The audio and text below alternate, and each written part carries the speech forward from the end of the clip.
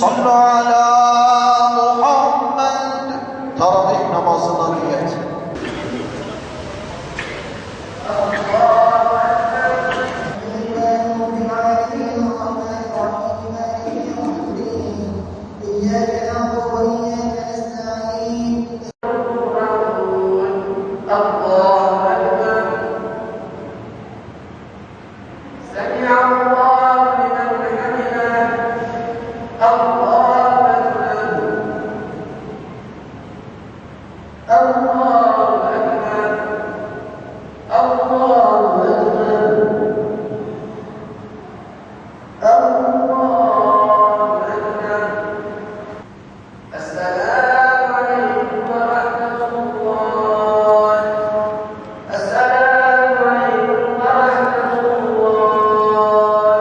Ben Ömer Kasap, Huşaplıyım.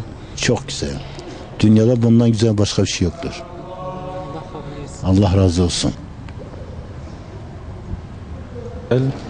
Bayağı güzel, memnunuz. Bence her camide kılınması lazım. Teravih malumunuz Ramazan ayında Ramazan'a mahsus bir ibadettir.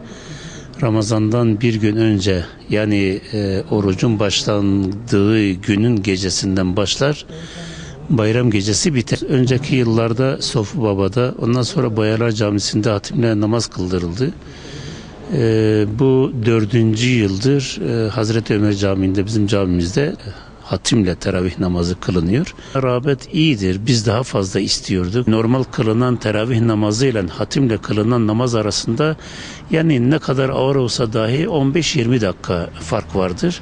Ama hatimle kılınan namazın daha evdaliyeti, daha sevabının çok olduğunu, bir ay boyunca hatimle kılınan teravih namazında Kur'an hatmediliyor, bir hatim bitiriliyor ve son gecede hatim duası yapılıyor. Bunun sevabı daha yüksektir. Benim adım Muhammed El-Emin Abdülkadir. Kenyalıyım. Geçen sene Türkiye'de geldim. Ankara'da Yıldırım Beyazıt Üniversitesi Tıp Fakültesi okuyorum. İkinci sınıf geçtim şimdi. Bu ay Van'da geldim. Teravih namaz kılıyorum. Kur'an-ı Kerim çok mühim, çok ihtiyacı Hafızlık. Evet, çok ihtiyaç hafızlık lazım. Kenya'da her cami teravih namaz hafızlar kılıyor.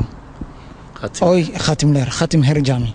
O yüzden buradaki istiyor çok hafız, evet hafızlar. İnşallah Allah ve Allah yardım edecek. Van ben Nimetullah Arvas hocam, Van Muftu, ben misafir buradayım. Diyanet İşleri Başkanlığı Ankara'da bir hocam var ve bir muftu var. Abdurrahman Candan hoca ve Fatih Yücel hoca var. O ikinci Vanlı. O da o sebep burada geldi. Sadece bir ay Ramazan. Bayram ikinci gün. İnşallah bayram ikinci gün. İnşallah Ankara'da gidecek. Ondan sonra Kenya'da gidiyorum.